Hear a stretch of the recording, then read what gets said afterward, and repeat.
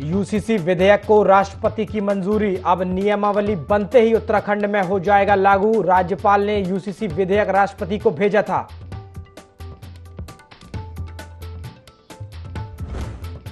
गोपेश्वर पहुंचे मुख्यमंत्री पुष्कर सिंह धामी। कार्यकर्ताओं और आम जनता ने रोड शो में भव्य स्वागत किया। लाभार्थी सम्मेलन में भी हुए शामिल।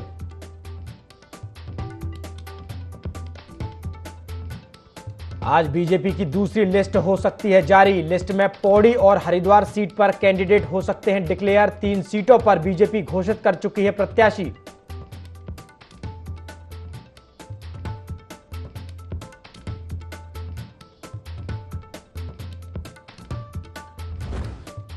पर्यटकों से गुलजार हुआ विंटर डेस्टिनेशन ओली। बर्फबारी होने से पर्यटन स्थली में उमड़ी पर्यटकों की आमद। स्थानीय युवाओं और कारोबारियों के खिले चेहरे।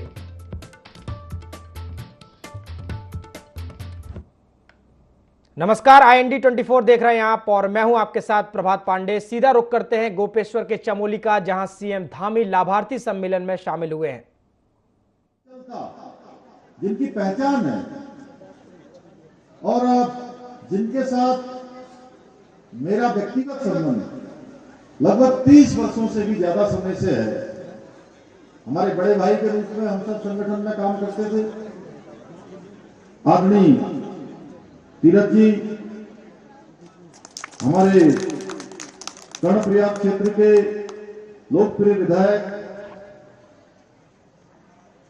आदरणीय अनिल नौटियाल जी थराली क्षेत्र के लोकप्रिय विधायक, भाई भोपाल राम टंटा जी भारतीय जनता पार्टी के जिलाध्यक्ष,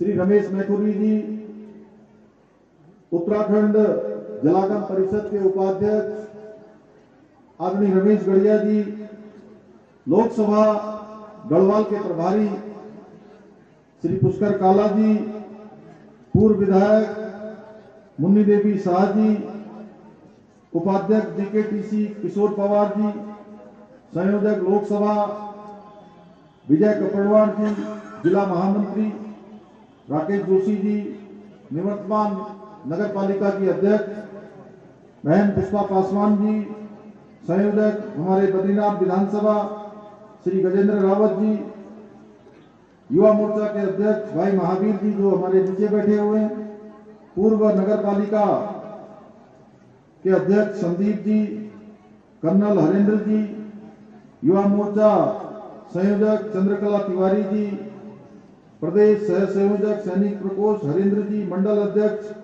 नगर श्री महेंद्र राणा जी, मंडल अध्यक्ष दसोली वल्लभ प्रसाद थपलियाल जी, हमारे पार्टी के सभी आए हुए सभी पदाधिकारीगण, सभी हमारे जनप्रतिनिधिगण, सभी जिला पंचायत, क्षेत्र पंचायत, ग्राम प्रधान एवं सभी हमारे आज बड़ी संख्या में पधारे हुए यहाँ पर हमारी मातृशक्ति, मेरी माताएं बहनें, बड़े बुजुर्ग, मेरे नौजवान साथियों, उपस्थित हमारे सभी मीडिया के हमारे मित्र, पत्रकार बंधु, छायाकार बंधु, हमारे जिला प्रशासन के सभी अधिकारीगण, जिलाधिकारी श्री हिमांशु जी, हमारे शाह जी, श्री CDO SP रेखा जी एवं सभी कर्मचारीगण, मैं सबसे पहले तो आज इतनी बड़ी संख्या में आप सब लोग इस लाभार्थी सम्मान समारोह में उपस्थित हुए। आप सब ने यहाँ पर आकर मेरे साथ आदरणीय महेंद्र भट्टी का, हमारे गढ़वाल लोकसभा के सांसद आदरणीय तीरथ जी का, हमारे विधायकगणों का, सबका आपने जो उत्साह बढ़ाया, जो आपने अभिनंदन किया, रास्ते भर स्वागत किया। और सबसे बड़ी बात यह है कि मैं देख रहा हूं कि लगभग 12 बजे हम लोग यहाँ पहुंच गए थे और 12 बजे से लेकर अभी तक जितने लोग यहाँ कुर्सियों में बैठे हुए हैं, सारे के सारे उतनी ही संख्या है, एक भी संख्या कम नहीं हुई। और आपने रास्ते पर जिस प्रकार से हमारा स्वागत किया, अभिनंदन किया। हमारी माताओं बहनों ने यहाँ मंच से मंगल गीत गाए, हमको अपना आशीर्वाद दिया। मैं भी आप सभी को, अपनी माताओं बहनों को, बुजुर्गों को, नौजवानों को दोनों हाथ जोड़कर, सिर झुकाकर आपको प्रणाम करता हूं, आपको नमन करता हूं, आप सबका अभिनंदन करता हूं। अगली खबर का रुख करेंगे, जहां पर मोदी सरकार ने पूरे देश में नागरिकता संशोधन कानून यानी सीए लागू कर दिया है। धर्मनगरी हरिद्वार के साधु संतों ने मोदी सरकार के इस फैसले का स्वागत किया है। सीए लागू होने के बाद साधु संतों ने कहा है कि इस कानून के लागू होने के बाद अन्य देशों में उपेक्षित हिंदुओं को भारत की नागरिकता मिलेगी। पाकिस्तान और बांग्लादेश जैसे देशों में अल्पसंख्यक हिंदुओं पर होने वाली प्रताड़ना पर रोक लगेगी। वहीं कहा कि इस साहसिक कदम के लिए वो प्रधानमंत्री नरेंद्र मोदी का आभार व्यक्त करते हैं।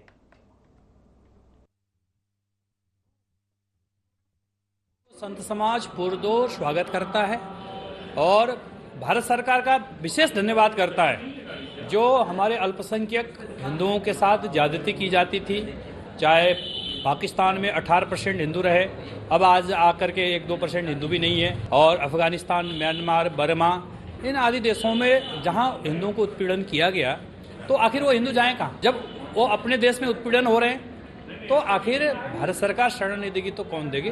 इसलिए भारत सरकार ने ये बहुत बड़ा फैसला लिया है। इसके लिए संत समाज बहुत बड़े दिल से स्वागत करता है। 1947 का जो भारत का डिवीजन हुआ और उस डिवीजन की पहली सीढ़ी का काम हुआ है, तो अभी तो बहुत काम बाकी है, लेकिन पहली सीढ़ी का काम उन्होंने कर दिया कि भारत जो है हिंदुओं का देश है और हिंदुओं को सम्मान मिलना चाहिए, स्थान मिलना चाहिए, क्योंकि पूरे विश्व से भगाए हुए हिंदू कहाँ रहेंगे। तो उनको यहाँ पर आज भी नागरिकता नहीं मिल रही थी, तो उनको नागरिकता के लिए रास्ता खुल गया है। तो मैं बहुत बहुत मोदी सरकार को, मोदी जी को धन्यवाद दूंगा, साधुवाद दूंगा, आशीर्वाद दूंगा कि उन्होंने बहुत उत्तम कदम। मुख्यमंत्री पुष्कर सिंह धामी चमोली दौरे पर रहे, जहां कार्यकर्ताओं ने सीएम धामी का जोरदार स्वागत किया। सीएम ने गोपेश्वर में बस स्टेशन गोपेश्वर से पुलिस मैदान तक भव्य रोड शो किया। रोड शो के बाद सीएम धामी ने पुलिस मैदान में आयोजित लाभार्थी सम्मान समारोह में शिरकत की। इस दौरान सीएम धामी ने सरकारी योजनाओं के लाभार्थियों को सम्मानित किया। सीएम धामी का कहना है कि सरकार द्वारा प्रदेश में कई योजनाएं चलाई जा रही हैं, जिसका लाभ लोगों को मिल रहा है।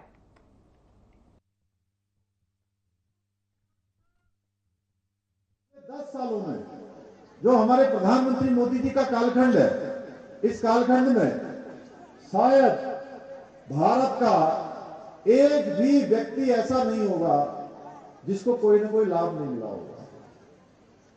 किसी को किसान सम्मान निधि मिली है, किसी को आयुष्मान भारत मिला है, किसी को उज्ज्वला योजना मिली है, किसी को प्रधानमंत्री आवास योजना में लाभ मिला है, किसी को गरीब कल्याण योजना में लाभ मिला है, किसी को स्वच्छ भारत में जो इज्जत घर बनाए गए हैं उसमें लाभ मिला है।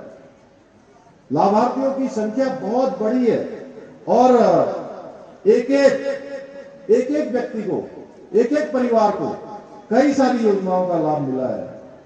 मेरा सौभाग्य है कि आज मैं धार्मिक और सांस्कृतिक रूप से बहुत ही इस पवित्र भगवान गोपीनाथ की धरा पर विभिन्न योजनाओं को, लाभार्थियों को आज यहाँ पर जहां सम्मानित करने का अवसर मिला है, वहीं विकास की बहुत सारी योजनाओं को, जिसमें 229 करोड़ 31 लाख की योजनाओं का आज यहां पर शिलान्यास एवं लोकार्पण किया गया है। मुख्यमंत्री के ड्रग्स फ्री देवभूमि 2025 के विजन को साकार करने के लिए देहरादून एसएसपी के निर्देश पर नशा तस्करों के खिलाफ कार्रवाई की जा रही है। आगामी लोकसभा निर्वाचन 2024 को देखते हुए जिले में चलाए जा रहे सघन चेकिंग अभियान के दौरान थाना राजपुर पुलिस ने पैसिफिक हिल्स मसूरी रोड के पास से कोबरा गैंग के एक शातिर तस्कर और उसके पति को अवैध मादक पदार्थों के साथ गिरफ्तार किया और आगे की कार्रवाई में जुट गई।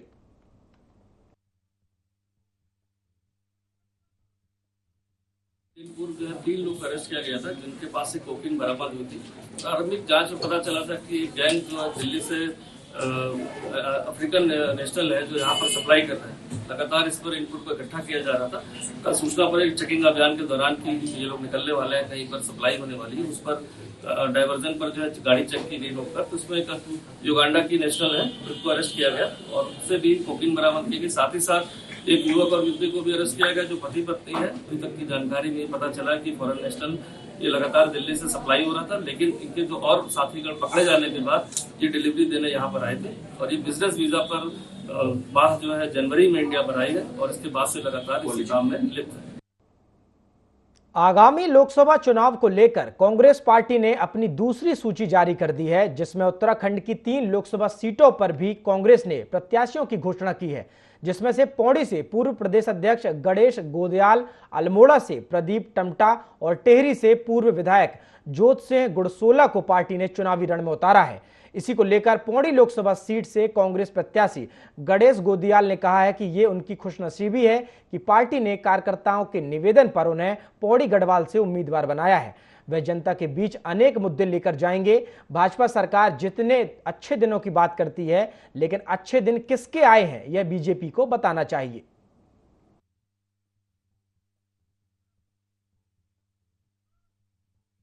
खुशनसीबी है कि तमाम गढ़वाल क्षेत्र के सम्मानित कार्यकर्ताओं के निवेदन पर मुझे गढ़वाल क्षेत्र से हाईकमान के आशीर्वाद से कांग्रेस पार्टी का उम्मीदवार बनाया गया है।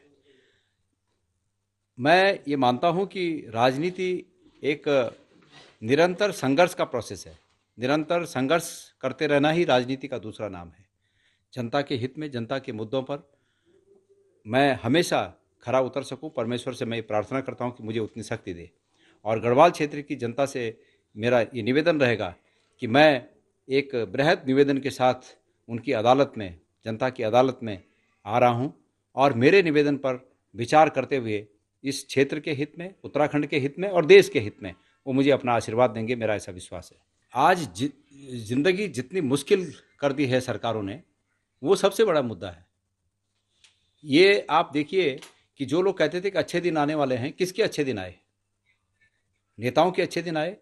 कितना बेशर्मी से हमारे नेता लोग कहते हैं कि महाराष्ट्र में अजीत पवार 72,000 करोड़ रुपए के भ्रष्टाचार के आरोपी हैं और अगले दिन वो अजीत पवार भारतीय जनता पार्टी को सपोर्ट कर देते हैं और केंद्रीय नेता उनको हार फूल पहनाते हैं। ये कितनी बेशर्मी भरा काम है। क्या इस देश का लोकतंत्र लोग चाहते होंगे कि इसी ओर जाए? हम ये सब जनता के सामने उजागर करेंगे। उत्तराखंड की शीतकालीन क्रीड़ा स्थली औली में हाल ही में अच्छी बर्फबारी होने से पर्यटन स्थली औली बर्फ के शौकीन पर्यटकों से गुलजार हो गई है। पर्यटक यहां हंसी बर्फीली वादियों के साथ GMVN की चेयर लिफ्ट का भी खूब लुत्फ उठा रहे हैं। वहीं Nanda Devi international skiing slope पर बर्फ में फन स्कीइंग का आनंद ले रहे हैं। कुछ पर्यटक बर्फीले औली गोरसों बुग्याल में स्नो ट्रैकिंग का मजा लेते नजर आए। मार्च माह में पश्चिमी विक्षोभ के चलते हुई बढ़िया बर्फबारी का असर क्षेत्र के पर्यटन कारोबार पर भी पड़ा है। बर्फबारी के बाद औली में पर्यटकों की आमद बढ़ने से होटल, होम स्टे कारोबारी से लेकर छोटे दुकान, ढाबा, टैक्सी, सूमो जिप्सी संचालकों, गर्म कपड़े, बर्फानी कपड़ों, जूतों सहित स्नो स्कीइंग सिखाने वाले स्थानीय युवाओं और कारोबारियों को भी ठीक ठाक कारोबार मिल रहा है, जो शीतकालीन पर्यटन के लिहाज से अच्छी खबर मानी जा रही है।